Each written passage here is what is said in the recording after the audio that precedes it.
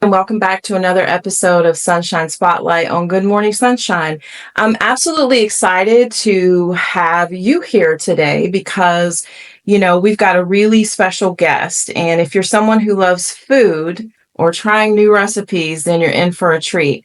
So today we're chatting with Frank, the creator behind the amazing YouTube channel FrankEats. So Frank has been serving up some incredible content from mouthwatering recipes to really things that I would not have even thought about making, to be honest. But there's more to his journey than just good eats. There's a story, a passion, and a lot of hard work that goes into every video. So, Frank, thank you for joining me today. I really appreciate it. I really can't wait to explore and dive into some of your journey, hear your experiences, and get to know more about, what makes Frank's Eats so special. So, in order to kind of kick this interview off for your viewers and mine as well, let's start out by hearing from you just a little bit about your channel, what inspired you to do your channel, and actually what type of content that you focus and that you create. Absolutely. Thanks for having me. Thanks for reaching out and out of just sheer curiosity, giving me the opportunity to share my story and share the reasons why. But as far as I can remember, I grew up not just loving food, but always being in the kitchen. So it's nothing new to me. Cooking food has always been a passion of mine. I never pursued it in the sense of a job, right, or a career. It was definitely something more of a hobby. The mindset was, I don't want to turn something I love into a job, into something that I need to do in order to pay the bills. So it's been with me as long as I can remember, and it's been it's been a journey. Obviously, I've learned how to cook better tools, better ingredients, better dishes. But with all that said, I was born and raised in Las Vegas, Nevada. So if you ever been to Las Vegas, it's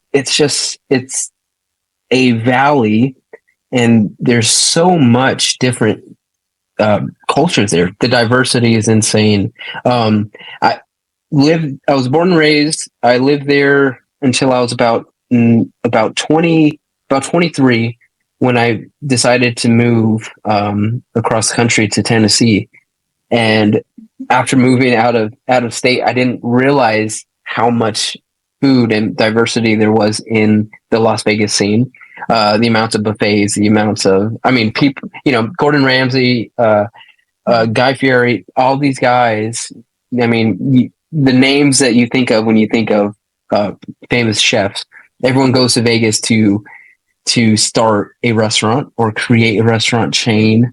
So moving out of Vegas, I forgot the level of quality of food that was there, and I didn't take advantage of it. So I would say it wasn't until that point, moving out here, where I could not find such a good quality of food, that I just told myself, I decided, well, if I can't find it, I'm going to have to make it myself. Mm-hmm. And my wife, obviously, she agreed. She's like, absolutely, I will be your test subject. So my wife's name is Kimberly. We are both 29. We have 3 kids, Zayden, Zane, and Zach. They are, let's see, how old are they now? 5, 7, and 9. So wow. They're about 2 years apart. So in a nutshell, up to this point, food has been a passion of mine, and it's really been something that I've tried to narrow down in this past few months, I should say. So how do you have any time? 5, 7, and 9? I don't. It's a great, you have them kind of close together, but that's great. So yeah. So that's it. Moving from Las Vegas, you said, or Nevada, to Tennessee, and I've lived in Tennessee, so I know. Oh, that's a kind of a different, Just different in general. So I'm originally from the South, so Oh, nice. most of a lot of my time has been spent in the South, but I've lived in other places as well, and so I know that you come across different cuisines and different foods, and so I would ask you, I've watched your recipes are awesome. The videos that you Thank do. you. Do you have a particular niche in terms of food, or is it just sort of the diversity and the wide range? So it doesn't really matter what you are inspired to cook. So I haven't categorized it. I mean, I am Hispanic. I do have a general learning, I guess, a general cooking curve towards Mexican food. Growing up with that in the kitchen, my mom's recipes stick with me. So there's a lot of these. There's a lot of these recipes, a lot of cooking methods that are very familiar to me. So I do lean towards Mexican cooking, Yeah. but I mean, I love food. I'm a foodie. One of my dreams is to travel the world and just try different cuisines. Be it, Yeah. if I could, dream job would be to be a food blogger, and just trying just everything I can. So as far as the niche goes, I mean, you, YouTube, when you YouTube, there's such a wide variety of different channels, different food cooking styles. As far as finding a certain food group to stay in, I love cooking everything. Italian is actually my favorite food. I mean, I am Wow. crazy over pasta and pizza. So videos to come out soon about with those things. Yeah. But I definitely, Excited. I definitely don't want to stay in one lane Sure. of type of food or type of cuisine. It's it's really the videography that I am trying to figure out my niche for. What kind do I want to do? A talking segment? Do I want to do follow my recipe? Do I want to do just visual ASMR cooking style, which has been something I've been leaning towards just really because of my camera shyness. I mean, we did. You said it earlier about talking in front of the camera and talking to yourself or really no one in general. One of my first videos first talking videos on my channel, it took me about 2 hours of film with my wife behind the camera saying, "Hey, just pretend you're talking to me." I was like, "Okay." I look at the camera and I shut down. I don't know what it is. I mean, one-on-one talking to you, it's totally fine. Yeah. In my day-to-day job, I'm a warehouse manager, so I talk to people on a general Sure. basis. There was something about that camera that just freaked me out, and I couldn't. It freaked me out. I couldn't get over that hump of So yeah, I can talking to tell you, people. yeah, it is because you have spent, and that I think you posted, I think you were talking about something or posted, and I so related to it in terms of you spend hours and hours trying to get something out, right? This little Right. 3 minute, maybe 2 minute, and you're like, in every single take, it's like, what's happening? It's like I'm just freezing up into a robot. It's like Yeah. not happening. So I can quite understand it.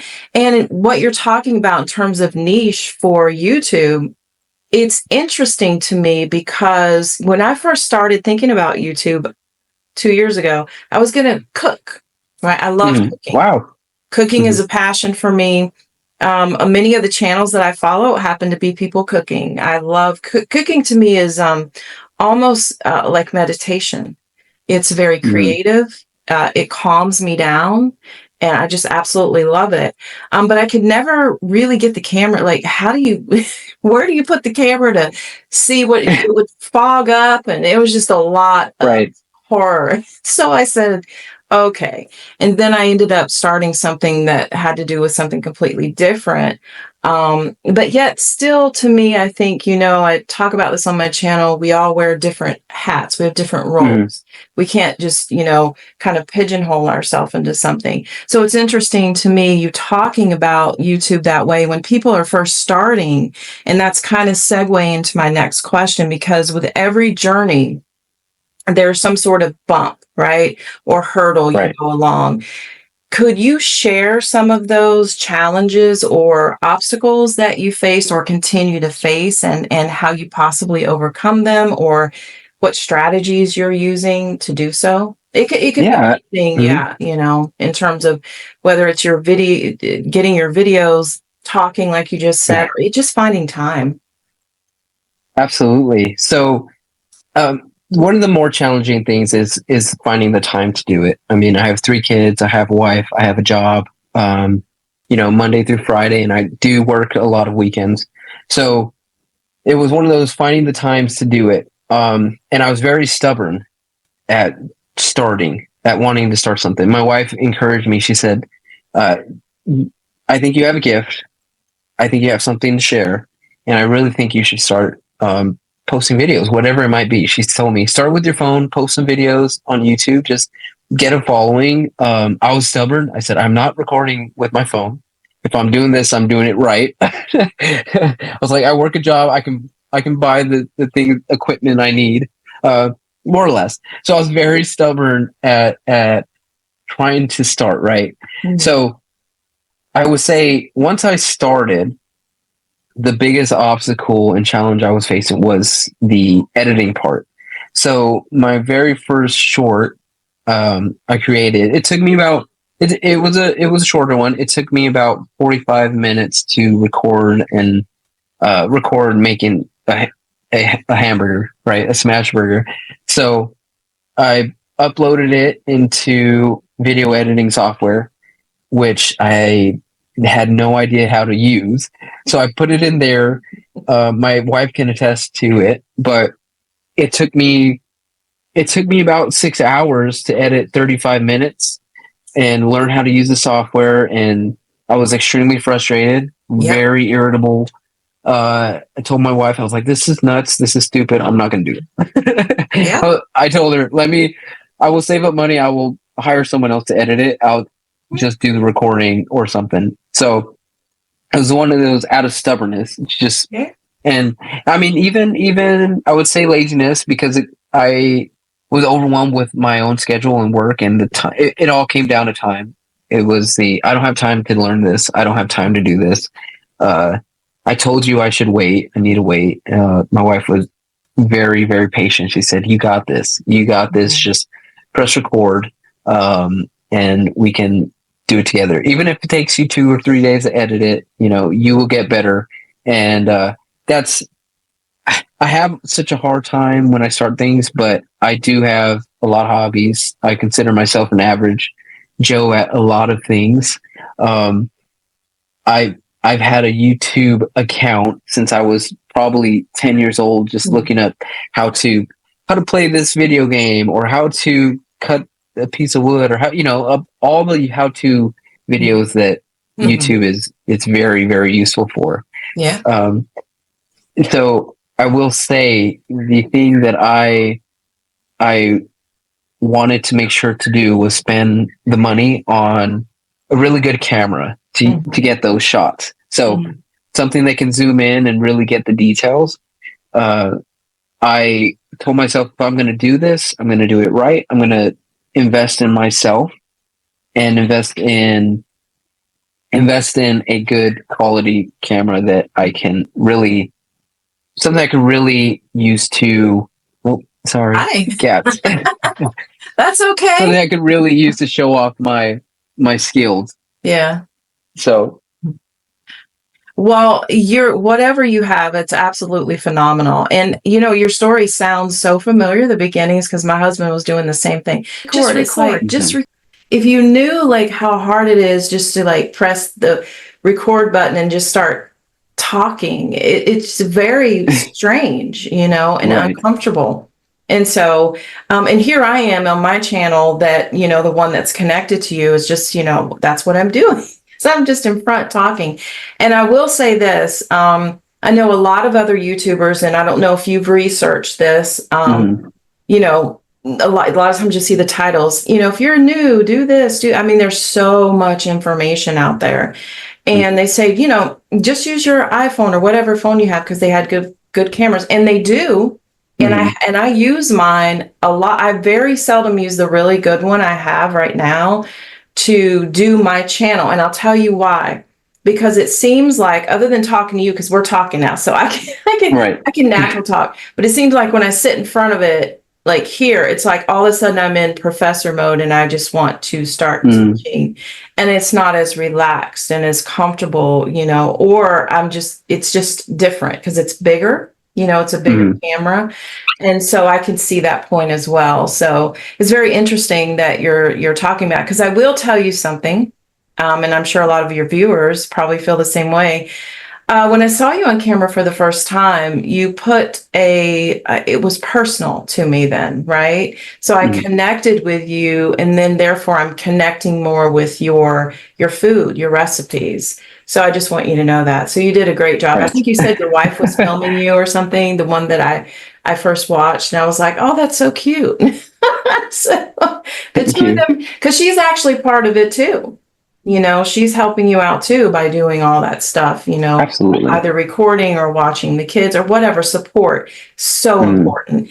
And so I will say this, and this kind of segues into the next two things. So I'm sure your viewers, my viewers, especially anyone who's first starting out on YouTube, would love to hear any advice that you may have for someone first starting out, maybe someone in your position, maybe someone else. I don't know. Do you have any advice for them, first starting out on YouTube?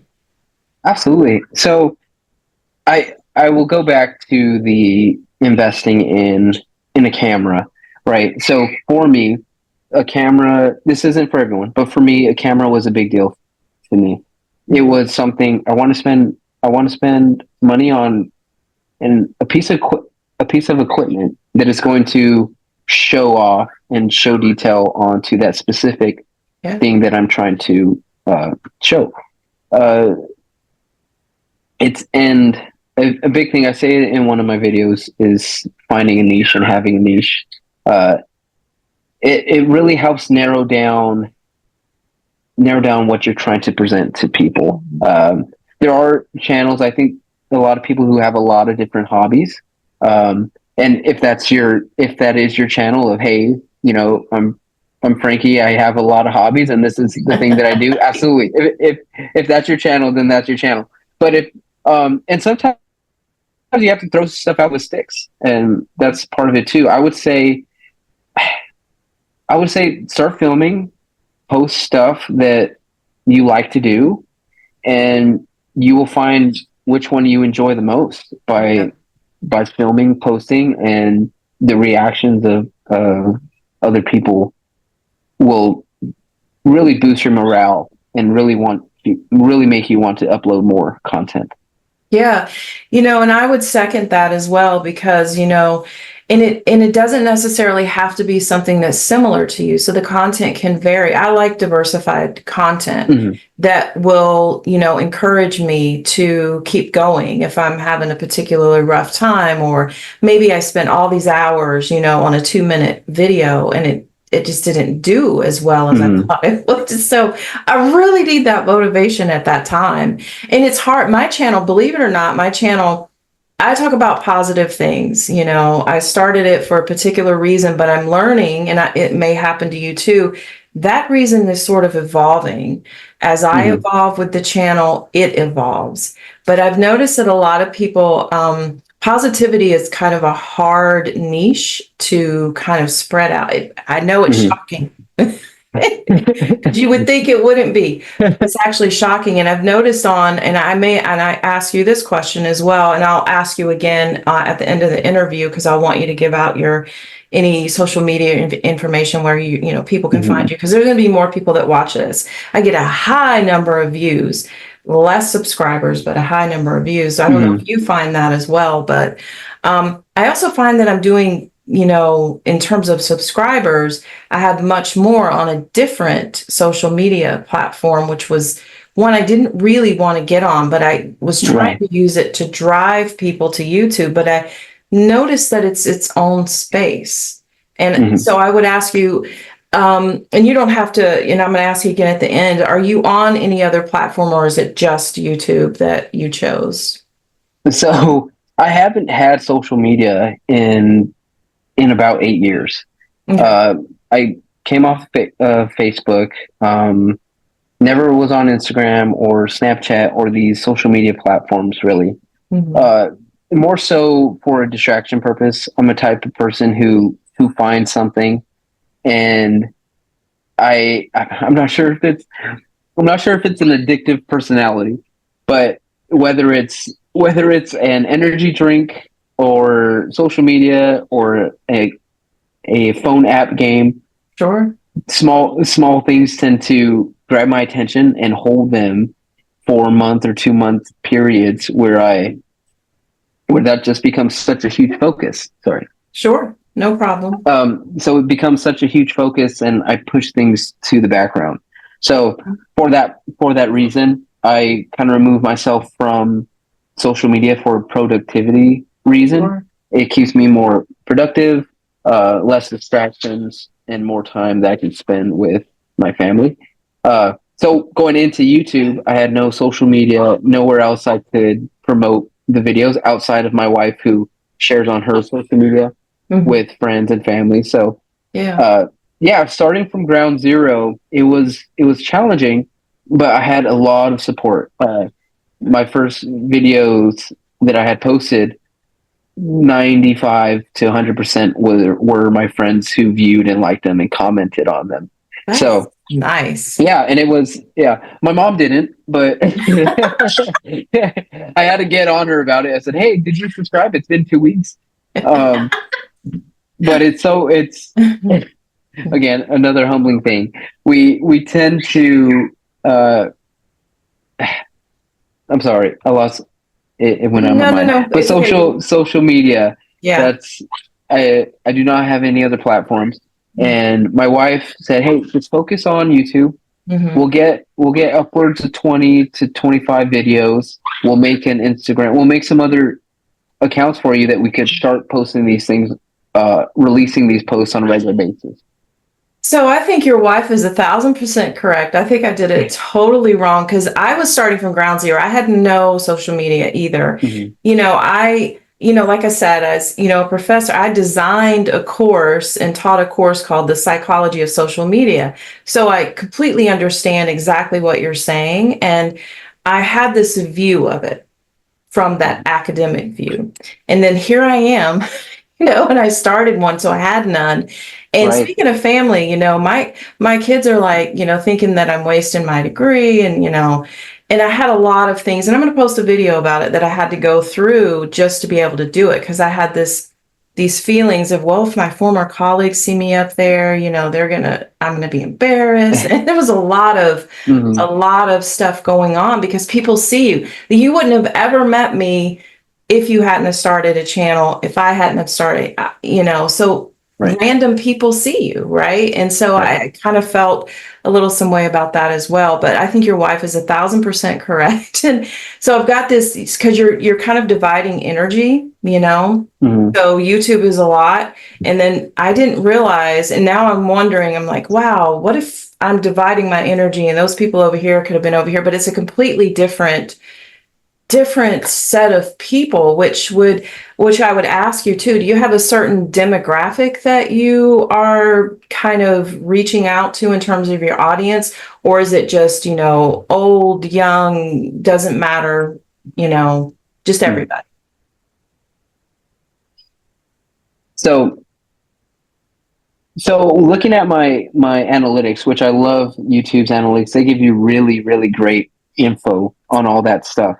Uh, Going into the food channel, I would say I had an advantage over a lot of YouTube content because everyone, no matter who you are, you eat food. You Right? need food to survive. So people find these videos of food and of all ages, right? So the analytics, I have 10 to 13 year olds. That's like 5% down, all the way. So all the way to 60 to 70 plus year olds in the 8% range. And then my biggest audience is in the 24 to 30 year old range. Probably due to just activeness on social media itself. But I do love that I see that my food falls in line with a lot of different age uh different ages. You know, everyone loves food. Everyone loves the the way it looks, the way it tastes. I mean, the only thing I wish I could do more is the in front of the camera cooking, which we're working on. Um, we are working on that part. But I love music. Music is another thing that I really enjoy. I always have music playing in the background in the kitchen, right? Yeah. So whenever I'm cooking, I have a certain playlist that goes on. It could Nice. be pop, it could be hip hop, it could be lo-fi, it could be jazz. So there's always some kind of music going on in the kitchen, and I wanted to share that Mhm. with in my videos of cooking. And here's what I'm listening to today. You Mhm. know, unfortunately, when I do the videos, it's completely quiet, and then I have to do the music afterwards, and so it changes the ambiance a little bit, Yeah. but it's one of the two things. You know, people love music, people love food. I put those together, and I mean, see what happens, and see where it sticks. I think you're doing a phenomenal job. I would not know that you were new when I looked at your videos. Hmm. They look very, I told my husband, I was like, I was super excited about this interview. So thank you so much for again, I'm so happy. I'll be forever following you. So, and engaging with your content because it's absolutely amazing. And I know that, you're just going to probably get to this space where this is a full-time job for you and you're sharing your passion with us and teaching us some things, which, I'm learning too. So I always love that. I want to talk about collaboration and community. So this is a good Hmm. segue into it because it can play such a big role on YouTube. So in the research that I've done and just kind of, with other YouTubers, older YouTubers, if you will, um, a lot of people really got that, like when they get that one shout out or that one collaboration with someone or they're working and networking, that's when they tend that, to get those really huge views or blow up, if you will. Right. So aside, I don't know if you've worked with anyone else, so I'll just ask you if you've worked with others on this journey in this community, or how you feel about, collaboration and Mhm. community, moving forth in the future and, now, and how it may affect your Yeah. success or not. I am 100% a firm believer in the community aspect of not just YouTube but life itself, right? Sure. Uh, my wife and I found each other in our late teens. At 19, we started going to church, and when we joined the church, we lost a lot of contact with our family members right away, but we built such a community. Mhm. And I'm at a friend's house right now who we've known for 10 plus years, who have always encouraged us in pursuing these things like this. So community inside your own life, and then in this aspect into YouTube, Mhm. it's such a huge deal to be a part of, to be not just a part, but to Mhm. be active in liking, commenting, in encouraging and building one another up. So when you reached out to collaborate, I Mhm. was 100% thrilled and on board, because not just did someone reach out because of pure interest, because they were interested. They reached out because they know Mhm. what community they are in, right? To Yeah. show support. So when I saw that, I, I never, it wasn't a second thought. It was absolutely, I'm going to do it. I'm going to share just really not even share. It was, I'm going to have a conversation, Yeah. and we're going to talk about stuff. Yeah. Yeah. So I will not turn down um, any collaboration unless it directly interferes with beliefs or things that my wife and I can Mhm. agree on. Yeah. Uh, you know, other than that, there's not a whole lot of things that I would really say no to. I told myself starting this, it's going to be a challenge to get videos up on a regular basis, but I'm going to say yes. I'm going to put in the effort. I'm going to say yes when people reach out, and it's these things like when you get a new job, you really want to put the effort in and show what you're made of. And do you consider, one of the things that's funny that, Week, and I think a lot of that has to do with reaching out. I watched a lot of YouTube videos. There's a lot of videos on my first month as a YouTuber, my second month as a YouTuber, uh, um, low view videos, high view videos. So I find these creators, and I reach out and I watch these videos, and I make it a point to leave a comment and say, "Hey, I really like this. Here's what I liked about this. I'm here to support you." And whether or not I let them know, like, "Hey, I'm subscribed. I got your back. This is great content. Don't falter. Just keep uploading." And that's something that I've received back, and it's such a huge encouragement to really lift each other up, because YouTube is a community. It's a large community, but but when you start building when you start building an audience and building relationships, it gets smaller and it gets more personal. Yeah, and I agree with that. It's funny because, and I feel like for me, when I first started, I reached out to a couple of, some people here and there before I got to you. And I discovered that not everybody believes that it should be a community. So it wasn't. So I was a bit dismayed, but I was like, well, you know what? Everybody has their own journey. This was just not the right person. And I just sat and I was just like, just bring me the right person, Mm-hmm. there you were. And so it was like, yes, this is what I'm talking about. This is the connection, the community, that we need. And I also discovered, you mentioned something really important. One of the things that I've struggled with, especially on a different platform, because you get kind of strange messages sometimes and different things, is making sure that you stay within what's true to you in terms of, I think you mentioned, I don't know if you mentioned faith, but, something along the lines of that. And so it can, it is a kind of a line, because there are people that you don't know, right? That reach out to you. You don't know what's going on. So that can also, for me personally, that was one of the barriers, one of starting, because I am by nature, I guess I consider myself more introverted, more cautious of people.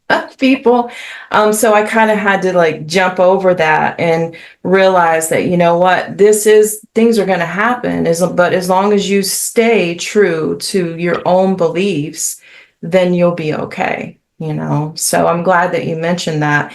And it's a family business, because your wife helps you out, so we can't forget about that either. And I want to tell you before I forget, and I may edit this out, but I'm going to tell you anyway. So there's this, I've seen a lot of people that cook. I don't know I'll have to send it to you when I find the link for it. But you put your camera up on it and it just follows you. So wherever you go, it follows you. So you don't have to worry about taking your camera, putting it here, or getting two cameras and doing all that stuff. Right.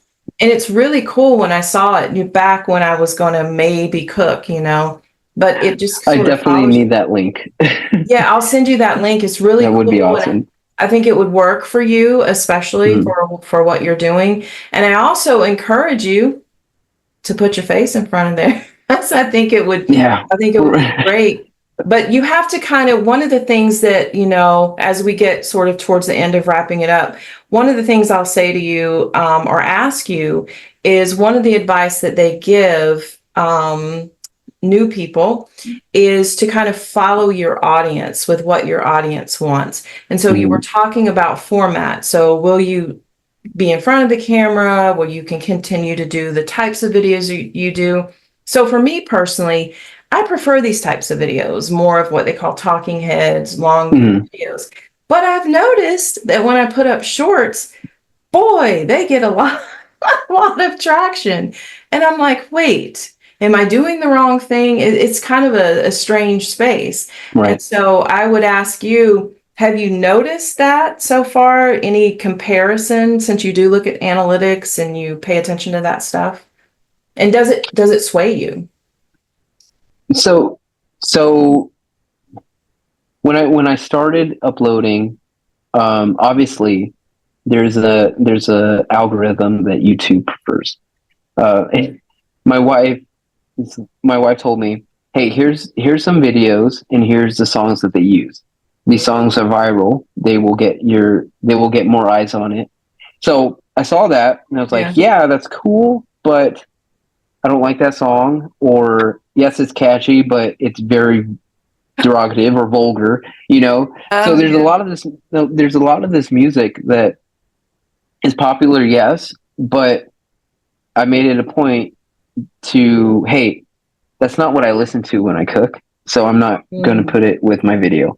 You mm, know, I'm going to put music up that I enjoy, yeah. and the right audience is going to find it. The right audience will tune in uh, to that to those videos with that music, and I don't feel like, and I didn't give into that pressure of uploading videos to popular songs, Yeah. and I don't want to, because there's there's playing to your audience, and then there's just, you know, at some point you lose yourself into uploading content just for the views. So at the very beginning, I wanted to really concrete my style, and it's changing, but there's these core values that I do want to keep in those videos. And I'm Um, so happy you mhm. said that. Yeah.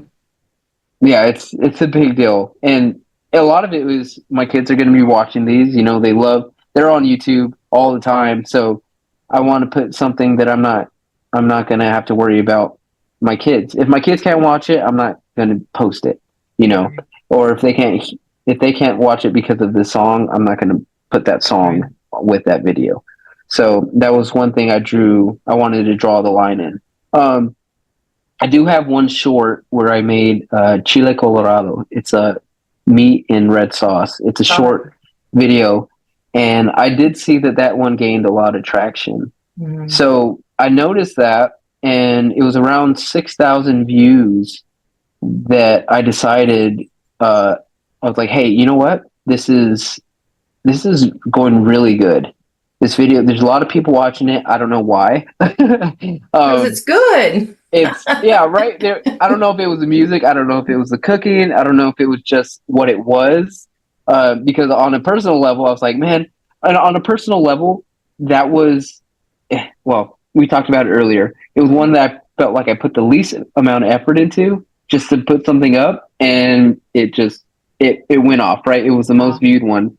So it was around 6,000 views, and I told and sorry, I went to the analytics, and I said, you know what? I'm going to invest in myself.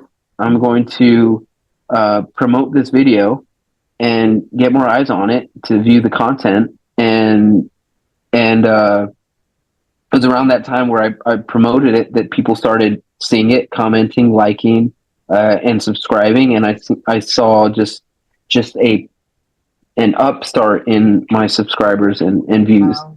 So it was the one video that I decided, hey, people like this, Hmm. and I like it. I think more people will like it, so I'm going to invest in myself. I'm going to get this in front of more eyes, in front of a broader audience. Hmm. And lo and behold, people really enjoyed it, and they started seeing my other videos and liked and subscribed. So that was something that I noticed that I did not have to change who I was, even though it's still very early, um, and you know might not be much to change. Yeah. I realized that I don't have to change Yeah. and match or copy other styles in order to get people to watch. I've heard it's always that one video. It's going to be that one video that does it for you. Right. It's just going to send traffic. And it's always the one you least expect, right? And Mhm. I think it's because it's just more natural. Like it's just more of your passion, more of, and it just comes, it comes out there, because I Right. mean, I don't know. I'm waiting on my one video, but I'm going to get it. Get it. I'm still trying to figure out, what my actual I don't know. I'm still at that, I'm evolving and what the audience Mhm. really wants. But the one thing I won't do is compromise because you mentioned that. I had some people contact me and they wanted me to be an ambassador for some type of jewelry or something like that. Mhm. But I don't wear it and I wouldn't, Right. right? And it would just be for that. And I did not feel right. That didn't feel right to me. And Mhm. so it could have been like you could have gotten lots of money or you could have, gotten lots of viewers, but it would have been at a compromise to myself. Right. And I can't do that. So, Right. which is why I left my career because I couldn't compromise certain things, anymore. So I had to, so it's very strong within me, so I really appreciate that from you. And I know that people watching this will appreciate that. There's a real hunger for people, creators such as yourself, that are actually authentic and stick to why their passion and why they started Mhm. things in the first place. And I want to ask you, you know, before we wrap it, I keep telling you we're going to wrap it up, but I'm really enjoying this time with you. You're very, very, you come out as very real on the camera. I just want you to know that. So don't be afraid to get in front of the camera, you know. Yeah, no worries. I think that's because there's someone else on the other side of it, but Well, your that I wife get will be that's in there. real time. It's in real time. Yeah, um, I'll have to have her talk. Just mute her in the background or something. I'm not sure. Yeah. So I just want to ask, give you this moment to really just kind of, wrap it up and, just talk to your viewers and anyone potentially thinking about subscribing to your channel, why they should subscribe and, or if they shouldn't, however you want to approach it, you know, and what it is that, really, I guess if you could describe your channel in maybe one sentence, how you would do that. Yeah, I just kind of put you on the spot, I know. Um, Right. Well, no worries. So the first line of my description. This goes back to compromise, right? I wanted people to know what I was about. And your page description, I think that's what it's called. So if you go to the page and you see that first sentence on someone's page description, it usually tells you what you're going to get. What kind of channel it is or who they are. So I had just three little points I wanted to get through to my audience or whoever was watching my videos, and I haven't changed that first sentence. I added stuff on afterwards, but that first sentence is how I'm prioritizing my videos. It's number one is love God, number two is love people, and number three is love food. So, and there's a quote on my description. Actually, I should have it memorized, but I'm going to pull it up. okay. There's a quote on my description that says that food brings people together on many different levels. It's nourishment of the soul and body. It's truly love, and that's by Giada De Laurentiis. Obviously she's a chef, but it's something that resonated with me so much, and that's why my passion for food is what it is. I'm a natural. My hospitality for people and how I share my love with people is in having friends over for dinner and um, really feeding them and letting my feelings letting my feelings shine through my food. And it's not, I 100% believe that it's not just a saying that you can taste love in someone's cooking. If you're stressed out or you're irritated and you're making dinner, it comes through in some way or the other. Yeah, So, it does. Never let someone make your food that's in a bad mood. Right, exactly. No food in a bad mood. Um, yeah. So with that said, that would be something I want to express to anybody watching this, and anyone who would like to, who stumbles across my channel, is that you know you're getting a real authentic person who's not in front of the camera yet, but who just wants to share his love for food and cooking with everyone around. And thank you Short, for sweet. that. Yeah, I Absolutely. checked all those boxes. And that quote, I remember reading that quote. I know exactly who she is. And I was, Mhm. yeah, this is my channel. So, Right. Right. and also before we wrap up, I'll ask you to share your channel link. And you already said you're not on any other social media platforms. So Mhm. if you could share your channel link with those who aren't subscribed to you yet so they can find you. And I'm going to link it below as well. Okay. Yeah. Do I just say it? Just say it. Yeah. So it's youtube.com/@FrankEats. Okay. So a little behind, a little more detail on FrankEats. So my name is Frankie. It was my brother's idea. He said, "How about we do a play on words? Frank Eats." So Frank kind of stuck, and it's something we're going to roll with from here on. Oh, okay. I was like, Um, wait, I've been calling you Frank. So is it Frankie or it Frank? is Frankie, but I mean, at this point, if it sticks, it sticks, because I would say 10% of people call me Frankie. It's either Frank or Frank Four or Frankie Stein. So there's a lot of nicknames, but Frank is probably where we're going on from here Okay. forward. Okay. All right. I want to make sure I get it So right. you're safe. Yeah. There's nothing worse than going along, calling someone the wrong name or pronouncing it wrong, and you had no clue. I remember I did that a whole semester one time, and finally the kid came up and said, "You know what? It's actually," and I'm like, Right. my face. Right. I'm so sorry. Why did you tell me before? But, okay, so your viewers can find you only there for now, and then For maybe now. Yeah. you'll branch out.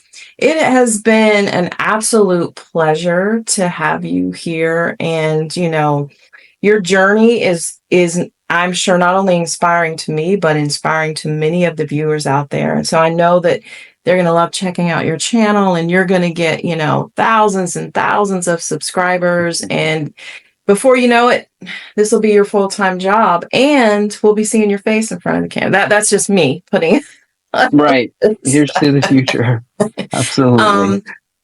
But I absolutely, absolutely appreciate it. If, anyone out there watching, if you want to see more of his channel, please go to his channel. Please subscribe. Please like, share. And let's, have a supportive, collaborative community. It is so important. I believe it takes a community, not only here, but everywhere. So thank you again.